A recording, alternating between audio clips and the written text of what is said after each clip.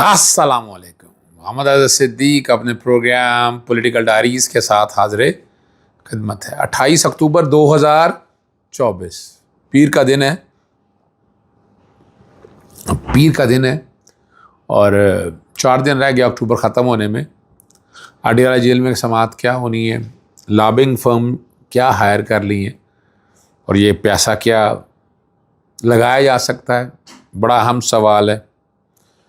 ججز بڑھانے کے لیے بل لانے کی باتیں ہو رہی ہیں, یعنی اس کا مطلب ہے کہ سپریم کورٹ میں بھی اب اپنی مرضی کے ججز لا کر پیک کرنے کے حوالے کا معاملہ تیز ہو گیا. جو مرضی باتیں کرتے رہیں وہ اپنی جگہ پر باتیں ہیں, لیکن کچھ چیزیں جو سمجھنے والی ہے وہ تو آپ کو پتہ ہونی چاہیے. مخصوص نشستوں کے لیے ایاز صادق کو بڑا تلملا اٹھے ہیں. ظلم اور زیادتی کیا کچھ ہو رہی ہے وہ ہم آپ کے ساتھ بات کریں گے. بلاول بھٹو اور شہباز شریف کی جو آپس میں گفتگو ہے وہ بھی چیزیں ساری سامنے آ چکی ہوئی ہیں. اور سب سے پہلی بات جو میں آپ کے سامنے رکھتا ہوں, لاہور ہائی کورٹ میں بہت ہی اہم معاملات آج زیر غور آنے ہیں. کوشش ہوگی کہ ان چیزوں پہ بات ہو سکے. سب سے پہلا تو ایشو ہے کہ جو پنجاب کالجز والا ہے اس کے جوڈیشل انکوائری کروانے کے لیے ایک آئینی درخواست دائر کی ہے اور اس کی سماعت جسٹس فاروق حیدر کریں گے. صحافیوں کو جو ایف آئی اے اور پولیس پرچہ درج کر رہی ہے اس کی تفصیلات فراہم کرنے کے لیے بھی آئینی درخواست دائر کی ہے, اس کی سماعت بھی جسٹس فاروق حیدر کریں گے. پہلی درخواست کے اندر تو آپ کو پتہ ہے صحافیوں کو جھوٹے نام ڈال کر ایف آئی اے کی ایف آئی آر میں, پھر پولیس کی F I R, 2 F I R اوپر نیچے کر کے تنگ کیا جا رہا ہے کہ وہ اپنی صحافتی خدمات انجام نہ دے سکے. تو یہ اتنا آسان کام نہیں ہوگا. جو مرضی کوششیں کرنی کر لیں, بڑا مشکل حالات ہوں گے ان کے لیے, راستہ ان کو کم ملے گا اور چیزیں آگے کی طرف جائیں گی. چلیں اور اس کے اندر اگر جوڈیشل انکوائری ہو جاتی ہے تو انکوائری دیکھیں, ہم کسی کی ذات کے حوالے سے باتیں نہیں کر رہے, سچ جاننا چاہ رہے ہیں کہ وقوع ہوا یا نہیں ہوا. نہیں ہوا تو یہ کس نے کام کیا, کون ہے اس سارے کام کے پیچھے. پی ٹی آئی پہ الزام لگایا, انہوں نے کچھ نہیں نکلا. عثمان بخاری نے الزام لگایا ویڈیو کا, پی ٹی آئی کے لوگوں کے خلاف کچھ نہیں لکھا, لیکن چیزیں کھینچنے کے لیے. اچھا یہ ایک بات تو ذہن میں رکھیے گا, یہ اپنا نا یہ بڑی اہم سماعت اس لیے ہے کہ پنجاب حکومت کا چہرہ جو ہے نا وہ بے نقاب ہونا ہے اس میں. اگر اس کی جوڈیشل انکوائری ہوگی تو باتیں ساری سامنے آ جائیں گی, بہت سچ اور حق سارا کچھ سامنے آ جائے گا. یہ کوئی لمبی بات نہیں ہے, چھوٹی سی بات ہے اور ان میں بہت سی چیزیں اگر آگے چلنی ہیں تو آپ سمجھ سکتے ہیں کوئی مشکل کام تو نہیں ہے, بڑا آسان کام ہے. اور جوڈیشل انکوائری کرانی چاہیے, میٹر آف پبلک امپورٹنس ہے. بہت سے خاندانوں کا, بہت سے دوبارہ بچوں کو جو اسکول اور کالجز جاتے ہیں ان کی زندگیوں کا تحفظ فراہم کرنا, اور یہ تحفظ ایسے تو نہیں فراہم ہوگا نا اگر آپ جب تک کوئی اتھارٹی نہیں بنائیں گے, جب تک آپ کو ایک ایسا سیٹ اپ نہیں کریں گے جو ان چیزوں کو دیکھ سکے تو بہت مشکل ہوگا.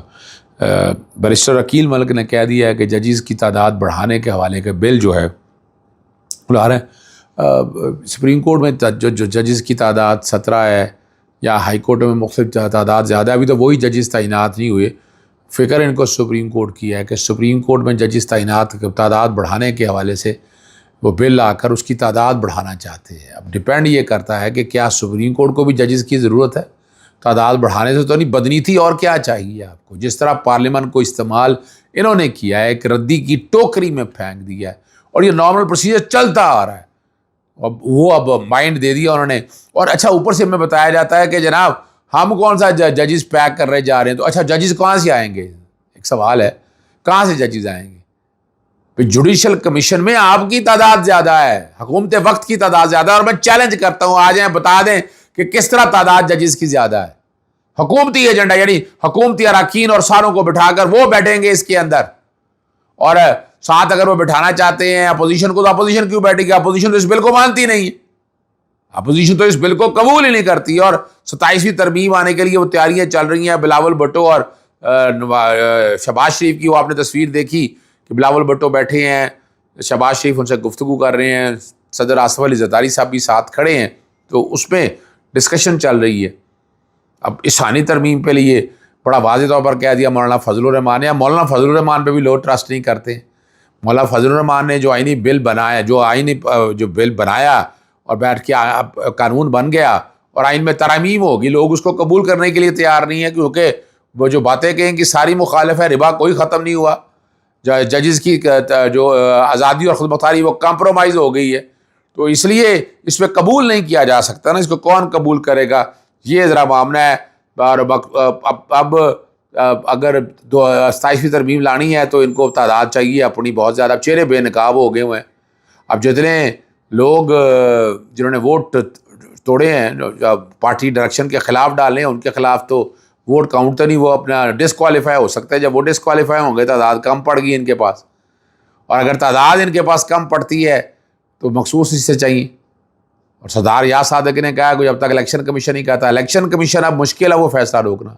جسٹس قاضی فائز عیسیٰ تو روک کے بیٹھے ہوئے تھے نا, اور توہین میں نے یہاں پر درخواستیں دائر کی ہیں اسلام آباد ہائی کورٹ میں بھی, لاہور ہائی کورٹ میں بھی, لیکن اس پہ سنوائی اس طرح نہیں ہو رہی. یہ بھی ریکارڈ کے اوپر چیزیں موجود ہیں. تو وہ وہ کہہ رہے ہیں کہ اگر سپریم کورٹ آئین بدل سکتی ہے تو پارلیمنٹ کیوں نہیں. تو آپ کو کس نے کہا کہ جناب سپریم کورٹ نے آئین بدلا ہے؟ سردار یاس صاحب ایسی باتیں نہ کی, انٹرپریٹیشن کی بات ہے. آرٹیکل 63 کیا بدلا, وہ آپ نے پکڑ کے ستیہ ناش کر دیا, لوٹ مار منڈی لگا دی آپ لوگوں نے. آپ لوگوں کو تو شرم اور حیا ہی نہیں اس حوالے سے نا کہ یار خدا رہا, یہ آرٹیکل 63 کی بے توقیری کر دی, امانت اور خیانت کی بے توقیری ہو گئی ہے. اور اب ایک خبر جس کا بہت زور اور چرچا ہے, 20 ارکان پارلیمنٹ نے, میں نے بھی ٹویٹ کیا ہے, انہوں نے سیکرٹری خارجہ ڈیوڈ لیمی پاکستانی تحریک عمران خان کو جیل سے رہالی کے پاکستان سے بات چیت کرنے کا مطالبہ کر دیا. ٹھیک ہے جی.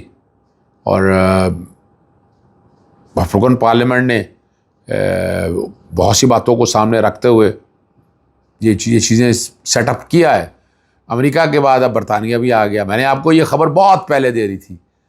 امریکہ سے آپ کو پتہ ہے پہلے عمران خان کی آربیٹری ڈیٹینشن کے اوپر یو این سے اب اتنے زیادہ بین الاقوامی دنیا سے چیزیں آ چکی ہیں, تو یہ تو شرم سے ڈوب مارنے کا مقام ہے موجودہ حکومت کا. اب 20 اراکین پارلیمنٹ کی طرف سے بھی آ جانا یہ بڑی بات ہے. اور اراکین پارلیمنٹ کے مطابق کیا سرائیاں کی جا رہی ہیں کہ عمران خان کی کا فیصلہ ممکن طور پر فوجی عدالت کرے گی, جو ایک تشویشناک اور مکمل طور غیر قانونی عمل ہوگا. ہم ہر جگہ انسانی حقوق, جمہوریت اور بین الاقوامی قانون کے لیے کھڑے ہیں.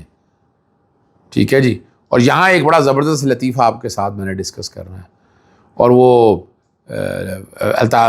سید طلعت حسین نے ایک ٹویٹ کیا ہے. انہوں نے کہا جو امریکی پارلیمنٹیرین آئے ان میں سے 9 جوئش ہیں, پرو اسرائیل 29 ہیں, پرو انڈیا 13 ہیں, LBGT سپورٹرز 50 ہیں, اینٹی پاکستانی 21 ہیں, اینٹی کشمیر 2 ہیں.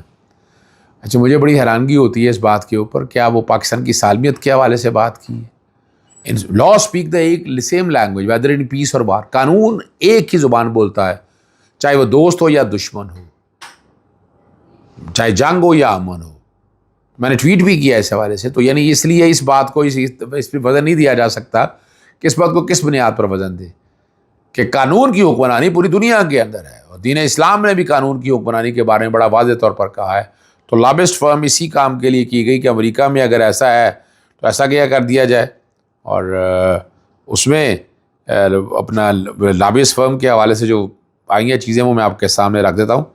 National security division think tank نے سالانہ 40 کروڑ روپے میں امریکی لابنگ فرم کی خدمات حاصل کر لی.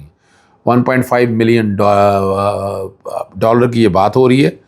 اور یہ جو لابنگ فرم جو ہماری جو تھنک ٹینک ہے, میجر جنرل ریٹائرڈ رضا محمد کی صدارت میں چلنے والا یہ تھنک ٹینک ہے. پالیسی ریسرچ انسٹیٹیوٹ نے امریکہ میں ٹیم ایگل کنسلٹنٹ نامی فرم کو خدمات حاصل کی ہیں, اور ڈان نے یہ ساری خبر چھاپی ہے, بیک گراؤنڈ پہ چل رہی ہوگی. ایسا معلوم ہوتا ہے کہ تھنک ٹینک کی جانب سے لابنگ فرم کی خدمات امریکہ میں عمران خان کی رہائی کی کوشش کرنے والے حامیوں کا مقابلہ کرنے کے لیے حاصل کی ہیں. سابق سفیر امریکہ جو بدیعہ لودھی نے تھنک ٹینک کی جانب سے پر سنگین سوالات اٹھا دیے. انہوں نے کہا کہ حکومتی فنڈ سے چلنے والا تھنک ٹینک کسی لابنگ فرم سے کیسے معاہدہ کر سکتا ہے؟ عوام کا پیسہ امریکی لابنگ فرم کو دیا, سوال بھی پوچھا جائے گا کہ ایسا کیوں کیا گیا, اس کی وضاحت مانگنی چاہیے. تو یہ بھی گلے میں پڑنے والی بات اب آ چکی ہوئی ہے. گندم کے معاملے میں حکومت پھنس چکی ہوئی ہے, اور بڑا امدادی قیمت لگانے کے لیے درآمد کرنے کے حوالے سے بہت سے سوالات آگے آنے ہیں. آج بہرحال عدالت کے دروازے کھلیں گے. 3 اکتوبر کے بعد 28 اکتوبر کو احتساب 190 ملین پاؤنڈ کیس کی سماعت ہوگی. G11 جوڈیشل کمپلیکس میں ہوتی رہی ہے. کل ممکنہ طور پر جو ہے یہ جیل کے اندر سماعت ہوگی. دیکھتے ہیں کیا ہوتا ہے. جیل میں اگر سماعت ہوگی تو عمران خان سے ملاقاتیں ہوں گی. ملاقات پہ پابندی اٹھا لی گئی ہے اور یہاں ڈیلوں کی کوشش کی جا رہی ہے. عمران خان پہ پریشر ڈالا جا رہا ہے. عمران خان کسی ڈیل پہ یقین نہیں کرتا. اب 2 ایکسٹینشن سے اگلا پروسیس کی طرف ہم جا رہے ہیں. اجازت چاہتا ہوں. السلام علیکم. اللہ حافظ. پاکستان زندہ باد.